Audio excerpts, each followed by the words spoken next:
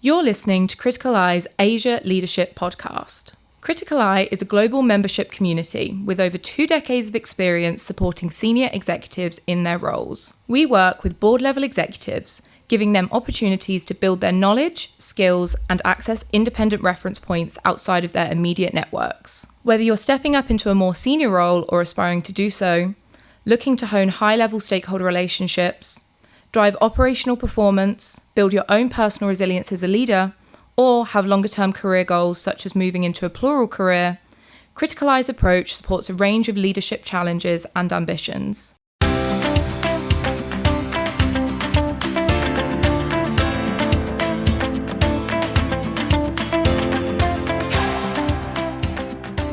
Hello and welcome to the Criticaleye Asia podcast, Inspiring Leaders to Succeed. I'm Yu-Wen Hsiao, Marketing and Communications Manager at APAC at Criticaleye, and today I'm thrilled to be hosting this episode. Our podcast covers the topics at the forefront of business leaders' minds, always topical, thought-provoking, and designed to provide insights from leaders and peers delivering amazing results, unpacking leadership and making it bite-sizable. And in today's episode, we will be exploring how AI is reshaping the future of leadership. This is not just a passing trend. AI is becoming an essential driver of success, and how leaders embrace its potential will determine their ability to adapt and thrive in the future. We are very fortunate to be joined by Dr. Feiyu Xu, an expert in AI and leadership, and also the latest addition to our global group of board mentors at Criticaleye. Fei has extensive experience in AI strategy and leadership, and I'm so excited to hear her insights. Fei, welcome to Criticaleye as a board mentor. Could you please expand my introduction and give us a little bit more about yourself and career to date? Thank you for the invitation. It's a big pleasure to join this podcast. I'm Feiyu Xu. I'm an AI scientist. I did my PhD in natural language processing and did research and development, and also had several big research projects at the GEM Research Center for Artificial Intelligence. I have worked at GEM Research Center for Artificial Intelligence for 19 years. In addition, I also collected my corporate experience, and as executive and senior executive at Lenovo, I was head of AI lab of Lenovo and vice president of Lenovo, defined overall technology roadmap for AI for Lenovo Group, and enjoying really a lot about how we infuse AI into a company like Lenovo, into the business processes, make supply chain more efficient, optimize the supply chain, and make the customer relationship management much more efficient, and help the customers to understand the questions in different languages, and also make the devices intelligent. After my time at Lenovo, I was senior vice president at SAP and global head of AI at SAP. I defined and also implemented the overall AI strategy for SAP, including technology, product, human resource, marketing, and also legal, sales. Define a holistic AI strategy for SAP, and define also the AI governance. Therefore, I think I enjoy a lot to work with executives, senior executives, and with the board members on how we infuse AI, integrate AI for the intelligent transformation for a big corporate, a global corporate. In addition, since last year, I joined ZF Friedrichshafen, one of the biggest car supply companies in the world, in their supervised board. And also, I'm board member of Airbus and board member of another 2 Swiss companies.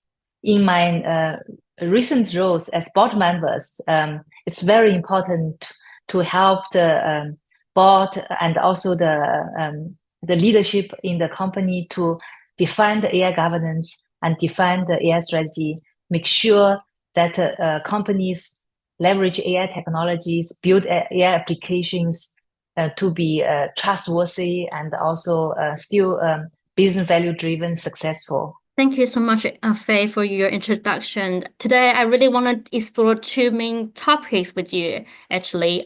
First, I want to explore how leaders should approach AI and harness its potential, because I know it's something that really aligns with your expertise, Fei. And I think we also want to talk about how AI and digital transformation are changing the skills boards and executive needs, and how they are affecting the ways leaders run their businesses. So maybe my first question to you, Fei, is given your intensive experience across different regions and organizations, how should leaders be thinking about their AI strategy? Let me put this way, right? I think for each company, before they started to invest into AI and define their use cases and also implement their use cases, the first thing is to position themselves in the AI ecosystem. If I define the AI ecosystem from the value chain point of view, we can start with the bottom, the chips, the hardware, and the infrastructure, the cloud infrastructure. And then on top of that, we have also companies who provide a platform for training and inference. And also, in addition, also the data platform. And giving the cloud platform and the platform for training and inference for AI models, we have also AI first companies who build large language models and also build AI technologies like, for example, computer vision technologies, voice recognition technologies, large language model companies. But most companies in the world, they belong to almost by end of the value chains. They built on top of these technology stacks their applications. Their applications make their processes more efficient. For example, many companies use AI for chatbots, and many companies use AI also to improve their search and also innovation development, and also infuse AI, make their devices more intelligent.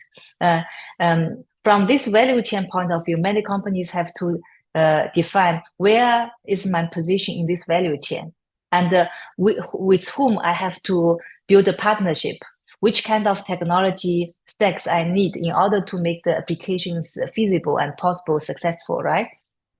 And this is one dimension. Another dimension is many companies, they have to know which kind of data do they own, which kind of data they can access, which kind of data they need in order to buy or to license, in order to make the applications possible, right? And do they have, of course, most companies have textual data. We have emails, we have business documents, and many companies also want to leverage AI to improve their software development. The programmers, the software developers can leverage AI to improve their productivities. And also for manufacturing companies, they have sensor data, they have audio data in order to maintain their machines, right? Therefore, it's very important to know which kind of type of data we have, we need, and we own, and we have the access to, and also the legal framework under which condition, which kind of data we can use. And the third dimension is to which industry we belong to, right? Some companies belong to the car industry, some companies belong to aerospace, game industry, chemistry industry. Then we can see, based on the value chain, based on the data we need for the successful AI applications, based on the industry, we can define, we want to be the number one most intelligent company in the chemical industry. And we want to infuse AI into our applications. We want to infuse AI into our products. And then many companies, I think, very, very important. Actually, for many companies, it's very easy to define their AI strategy from three perspectives. Many companies, they start with use cases in improvement for their processes. supply chain demand forecast optimization, logistic network optimization, customer relationship management, and also many communication teams also use AI, right, to create documents. And this is one thing. And then also companies, they leverage AI for their products. For example, car companies, right, or autonomous driving, leverage AI for car assistant. And if a company the company which have intelligent and very efficient processes and a very intelligent product and new intelligent product, this company will have very good image in investor relationship and for their customers and for the market, right? Therefore, processes, product, and promotion, marketing. And of course, for the business leaders, different business leaders in different functions, they will contribute in a different role into the overall AI strategy and AI success. For example, human resource.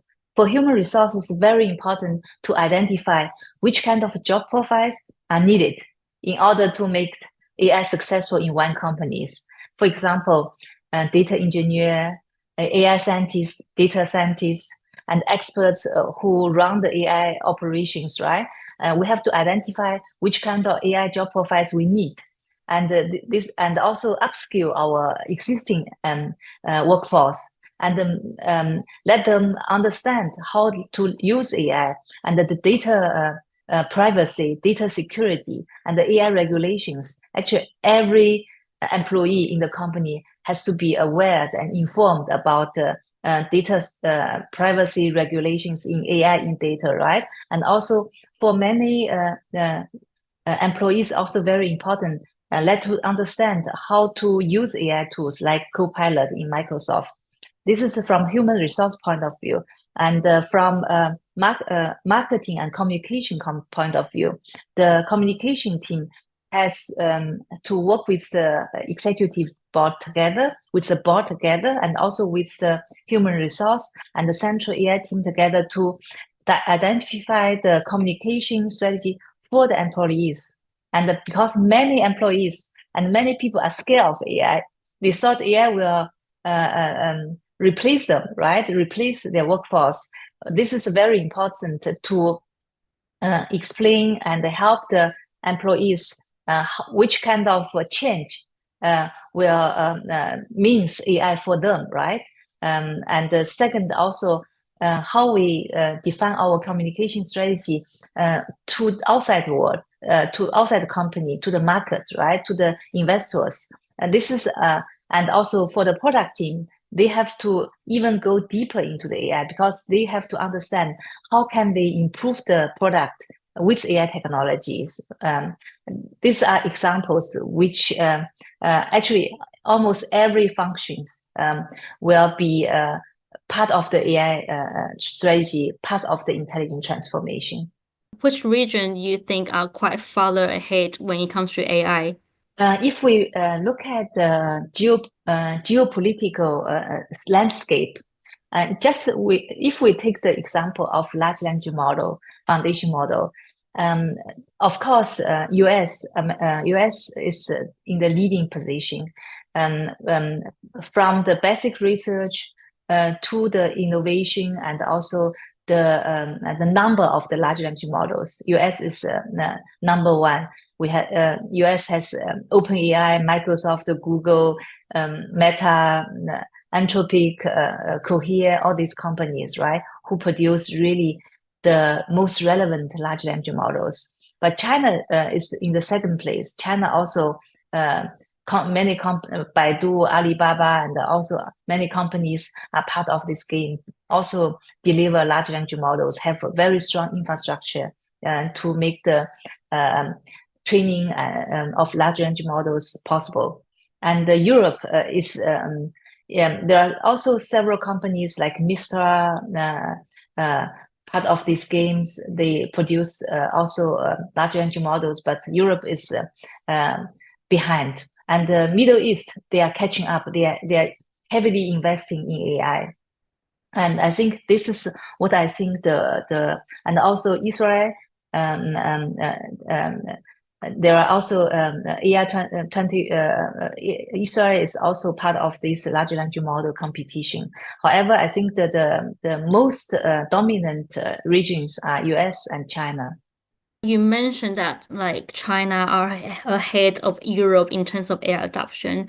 So how do you see this playing out in the current market, and how does that gap look like? And how can the business outside of Asia or US catch up? If we look at the autonomous driving and the e-mobility, e-vehicle, right? The Chinese companies are really more competitive in comparison with companies in Europe and US. The Chinese companies, they have, if you look at, as I mentioned, right, the ecosystem, the value chain, they have both the cloud infrastructure and also the platform for data and the platform for training and inferencing. China has also very strong industry, right? Industry in manufacturing, industry in car industry. Therefore, I think also in the e-commerce, retailer industry are very, very strong. And what I observe also the Chinese government and really help the industry contribute to build the ecosystem. For example, if you look at the e-vehicle, right, it is not about manufacturing as individual cars. It is about also the infrastructure for charging the car. I think in the combination, for each innovation, you need a new ecosystem. It's a holistic, each region needs, each country needs a holistic strategy in order to make innovation successful and the adoption successful. Only individual companies, they cannot make the ecosystem, the new innovation successful. Those are great points, Fei. I'm now curious about, well, because we talk about the AI's impact on the countries, and I'm more curious about how AI's impact on leadership is especially at the executive and board levels. As AI continues to shape strategy, it's not just about adapting the technology, right? It's also about how it's changing the roles and responsibilities of the leaders. So from your experience, how would you see AI affecting the responsibility of executive and board members? It starts with the board, right? And I think I really suggest many company, in particular international big companies, corporates, to define AI governance. Because once, if this company decided they will not touch data, they will not touch AI, right? There's no risk. But if once a company started to think about building AI use cases, actually the board has to immediately started to define the AI governance, because it is about data privacy, data security. It is about the AI regulation, right? Therefore, I think I really recommend every board define the AI governance, respect to the regulation point of view, and the AI ethics point of view, and also processes for escalation, for evaluation, the use cases, and also define guiding principle. At the executive and senior executive level, as I mentioned before, right? It's very important. Each functions try to be part of the AI strategy. Actually, they have to be tried AI strategy. And also the CEO, I think, must be the sponsor of the AI strategy. and if AI will be infused into the products, the product owner will be the owner of the AI empowered products. If AI will make the process more efficient and more optimized, the process owner, the owner of the supply chain, the owner of the procurement, the owner of the IT, they will be the owner of the AI empowered. Therefore, and if it is about communication, right? It is about then the communication officer will be the owner of the intelligent AI strategy. Therefore, I think almost each function will be extended or augmented with additional AI capabilities. They have to learn. They have to work together. So Fei, you mentioned governance is really important for the organization. So in terms of the risk management for AI, How do you think the risk management change in the light of new technology? Is this something that having the influence on executive decision making, you think? We have to be sure that we are compliant with the regulation, right? And this is one thing. Actually, we have to provide the training for the board member, for actually every employees in the company. This is a human resource, and the leadership of the company has to implement this part. Second, also guiding principle. What mean AI for my company, right? AI, we will perhaps, I think for each company, they have to position themselves to say, we only develop AI applications which are trustworthy, contribute the benefit of the humanity. This kind of guiding principle. And the second thing, also since AI is still very new, of course, we encourage many teams to in that identified use cases be part of this innovation. We need also steering processes to evaluate whether we have high quality data, enough data, whether there's bias in the data, whether this data comply with for example, if European companies comply with the AI regulation, do these use cases belong to the high risk AI use cases or limited risk use cases, right? We need also steering committee to evaluate the use cases, and also for the technology team who do the implementation of the AI use case, they have to define the benchmarking under which condition the AI use can be deployed. How can we monitor and make sure the continuous improvement, right? And who is responsible for if we look at the life cycle of AI use case development, from the ideation to the validation to the implementation to the testing, deployment, and also continuous improvement, we need for each stage clear ownership and clear also governance and processes. Right. Also, AI keep driving the innovation that you mentioned. So do you think technology is also transforming the leadership in Asia? And what kind of the trends that you are seeing at the moment? In Asia, Asia is big, right? I'm not familiar with every country, but what I have experienced with, I think leaders in China, and the leaders in Singapore and in Hong Kong, they really impress me a lot, right? They are very innovative, and also the leaders, even the government in Singapore, right? On the one hand, I think they are very well informed about the AI development innovation, and I think they are also very well knowledge about AI. And also, I think I met also leaders in Chinese big corporate, right? They are also very well informed, and also in Hong Kong. I have the feeling this kind of curiosity and also the expertise which Asian leaders they have, the leaders in other countries can really learn from them.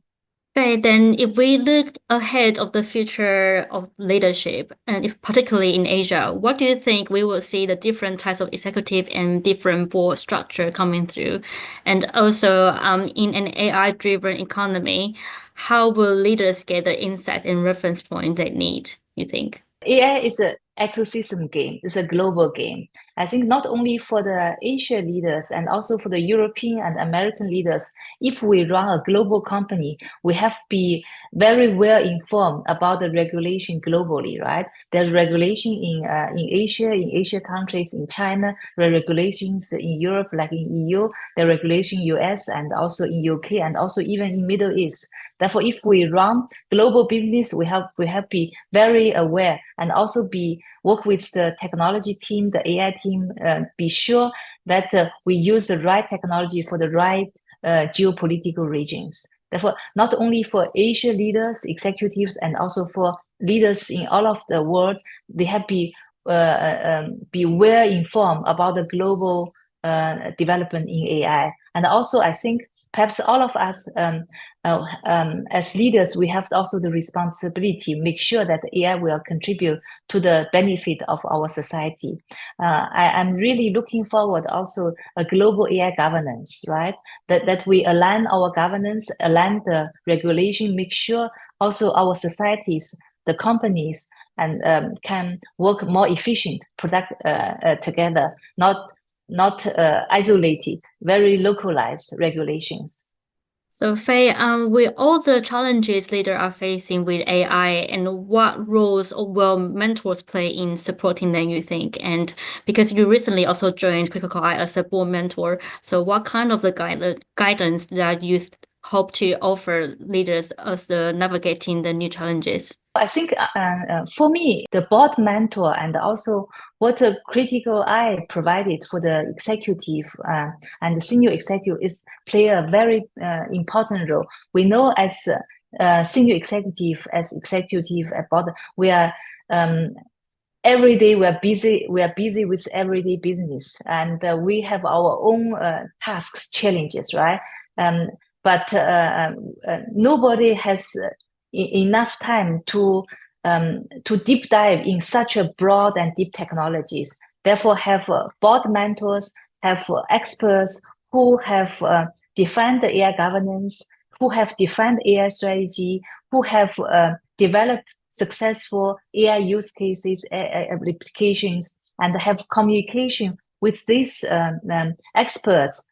Really, you can upskill yourself in a very efficient and quick way, right? And have also a holistic view of how AI contribute to an overall company. And then we can position ourselves exactly what's my role in this intelligent transformation. Thank you so much, Fei, for sharing such invaluable insight today. And it's clear that AI and digital transformation are not just changing technology, it's also the way leaders operate. And we really appreciate your time and expertise today. And before we finish, do you have any final advice that you would like to give the leaders navigating these challenges and change today? For me, right, even I'm an AI expert. I studied computational linguistics, natural language processing. I have been in this area for more than 30 years. And I have my expertise in science and technologies, in senior executive as leader in AI, however, also as board member. However, every day I have the feeling I didn't know enough.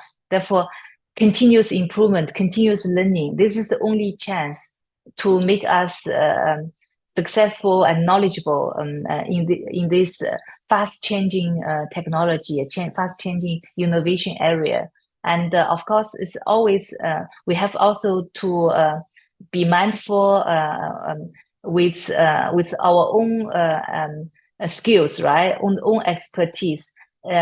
I think in order to make AI application successful, our own expertise in combination with expertise in other areas, this kind of synergy will make the overall AI AI-enabled intelligent transformation successful. Teamwork is very important. Thank you so much for the advice, Fei. It's very valuable, and I'm sure our listeners will take away some of the key insights to apply in their own leadership journey. And we appreciate you joining us today and sharing the expertise with us. And it's been such a pleasure having you on our podcast today. Thank you so much. Thank you.